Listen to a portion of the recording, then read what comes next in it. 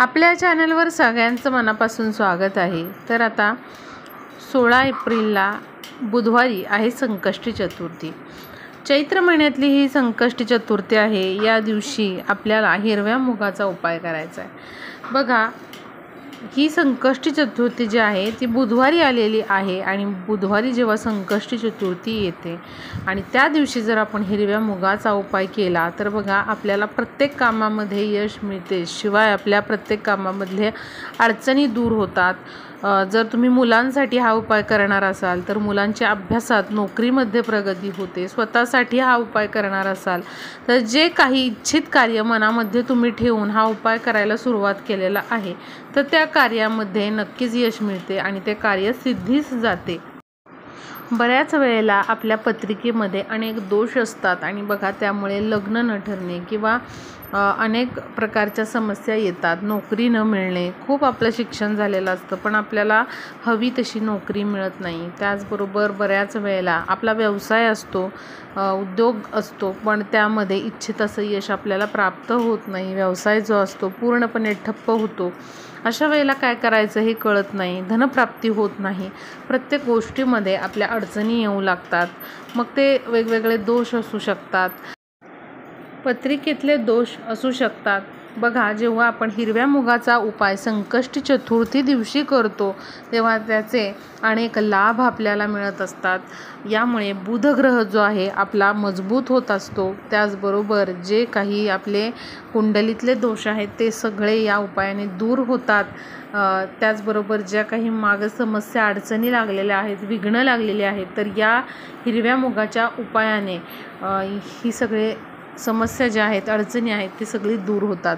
आणि विशेष म्हणजे बघा, बुधवारी ही संकष्टी चतुर्थी आलेली आहे आणि बुधवारच्या दिवशी केलेला संकष्टी दिवशीचा उपाय जो आहे हिरव्या मुगाचा अत्यंत फलदायी असतो। खूप जास्त शुभफळ आपल्याला त्याची प्राप्त होतात आणि भविष्य काळामध्ये जर काही संकट आपल्यावर येणार असेल, आपल्या कामामध्ये येणार असेल तर बघा ते सगळी संकट जे आहेत ते बाप्पाच्या आशीर्वादाने दूर होतात। त्यामुळे नक्कीच तुम्ही असा हिरव्या मुगाचा उपाय जो आहे तो येणाऱ्या संकष्टी चतुर्थीला बुधवारी सगळ्यांनी करा।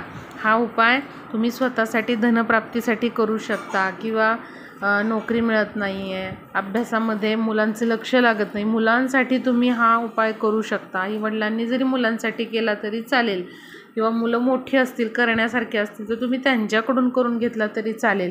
किंवा बघा, बऱ्याच वेळेला पतीची प्रगती होत नाही आहे, खूप जास्त मेहनत करून, कष्ट करून देखील कुठल्याच प्रकारचं यश हाती लागत नाही आहे तर त्यासाठी देखील तुम्ही हा उपाय करू शकता। संतती प्राप्ती होत नाही आहे किंवा एखादं तुमचं प्रॉपर्टीचं काम आहे, जागा, प्लॉट घेण्याचं काम आहे किंवा आणखीन दुसरी काहीही तुमची महत्त्वाची कामं असतील पण ती पूर्ण होत नाही आहे। अगदी पूर्णत्वाला जायचं म्हटलं की कुठेतरी काहीतरी अडचण येतेच आहे तर त्यासाठी देखील तुम्ही हा उपाय करा।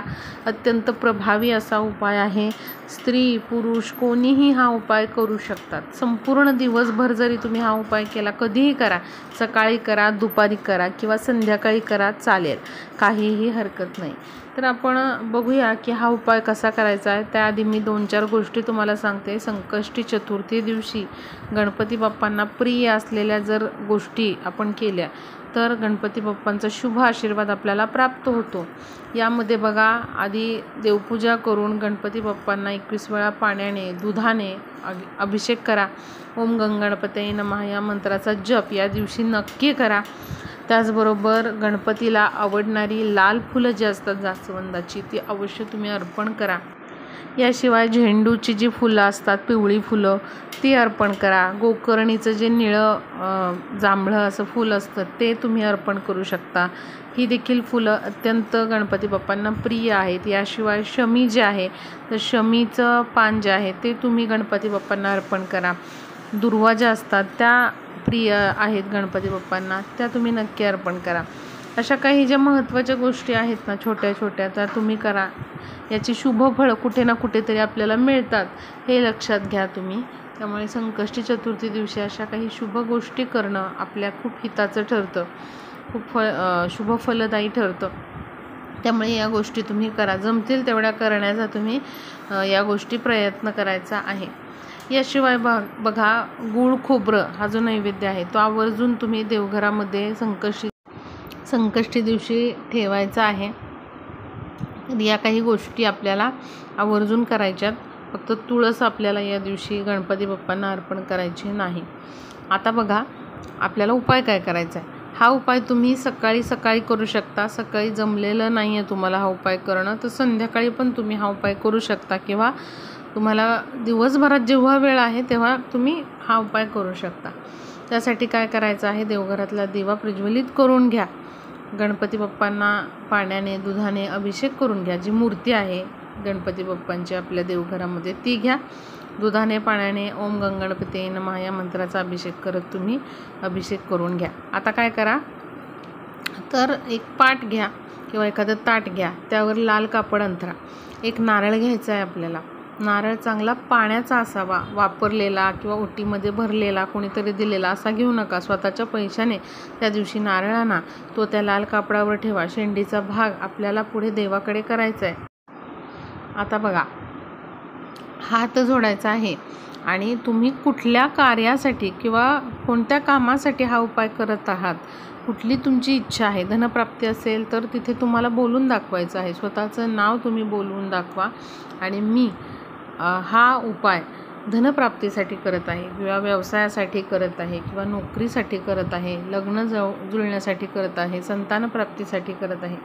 जी काही तुमची इच्छा असेल किंवा माझ्या मुलासाठी, माझ्या मुलांच्या प्रगतीसाठी करत आहे असं तुम्ही मनोभावे तिथे बोलून दाखवा.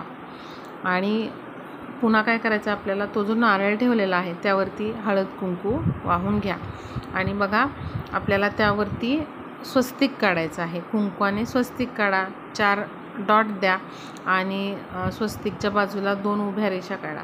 आता बघा काय करायचं आहे, एक सुपारी घ्यायची आहे तुम्हाला. सुपारी त्या नारळावर ठेवायची आहे. सुपारीवरती हळद कुंकू व्हायचे आहेत. अक्षता घ्यायच्या, तांदूळ घ्यायचे, अखंड तांदूळ, त्यामध्ये हळद कुंकू लावायचं तांदळांना. ते तांदूळ त्या सुपारीवर अर्पण करायचे. जे आपण त्या नारळावर सुपारी ठेवलेली आहे त्यावर अर्पण करायचे. त्यानंतर बघा आपल्याला 21 हिरवे मूग घ्यायचे आहेत. बघा मुगाची डाळ नाही घ्यायची, तर हिरवे जे मूग असतात तर 21 मोजून घ्यायचे आहेत. न किडलेले चांगले असे हिरवे मूग तुम्ही घ्या आणि 21 घ्या मोजून. असे हिरवे मूग जे आहेत ते 21 घ्या. आणि जो नारळ आहे ज्यावरती सुपारी ठेवलेली आहे आपण, तिथेच नारळावर आपल्याला ओम गणपते नमः या मंत्राचा जप करत 21 वेळा हे जे हिरवे मूग आहे ते अर्पण करायचे. म्हणजे एक मूग उचलायचा, ओम गणपतये नमः असं म्हणत तो अर्पण करायचा. अशा प्रकारे 21 वेळा तुमचा असा जप होणार आहे. हे अर्पण करा तुम्ही. त्यावर हळद कुंकू वाहा. त्यानंतर कापूर आपल्याला पेटवायचा आहे आणि गणपती बाप्पांची आरती म्हणायची आहे. आता काही वेळ तुम्हाला हे सगळं साहित्य तिथेच देवघरासमोर ठेवायचं आहे. गणपती बाप्पांच्या मूर्तीसमोर किंवा फोटोसमोर ठेवायचं आहे. आणि त्यानंतर काही वेळाने तुम्हाला ज्या लाल कापडामध्ये आपण हे सगळं ठेवलेलं, तर ते जे लाल कापड आहे त्याला एक गाठ मारायची आहे. सगळं हे लाल कापडामध्येच त्या बांधायचं आहे आणि जवळ असलेल्या गणपती मंदिरामध्ये जाऊन तुम्हाला गणपती बाप्पाच्या चरणाशी हे सगळं जे आहे ते अर्पण करायचं आहे. म्हणजे लाल कापडामध्ये जे बांधलेलं आहे ते आहे तसं आपल्याला ठेवून यायचं आहे. ते पुन्हा उघडून बघायचं नाही. आणि तिथे पण आपल्याला मंदिरामध्ये आपली मनोकामना बोलून दाखवायची आहे. आपल्या कामात जे काही विघ्न येत आहे तर ते गणपती बाप्पांना तुम्हाला सांगायचं आहे आणि लवकरात लवकर आपलं काम यशस्वीरित्या पूर्ण व्हावं यासाठी आपल्याला गणपती बाप्पांकडे प्रार्थना करायची आहे. बघा हा उपाय जर तुम्ही संकष्टी चतुर्थी दिवशी आणि विशेष करून बुधवारी जर असा केला येणाऱ्या संकष्टीला, तर आपले अनेक कामं जे आहेत ते मार्गी लागतात आणि आपले जे काही दोष आहेत, कुंडलीतले दोष आहेत ते देखील दूर होतात. आणि बघा अनेक आपल्या जे आर्थिक समस्या आलेल्या आहेत त्या देखील दूर होतात. अत्यंत शुभ फळं यामुळे आपल्याला प्राप्त होतात. तर अवश्य हा उपाय सगळ्यांनी करा. व्हिडिओला जास्तीत जास्त शेअर करा म्हणजे सर्वांना हा उपाय बुधवारी 16 एप्रिलला संकष्टी चतुर्थी दिवशी करता येईल.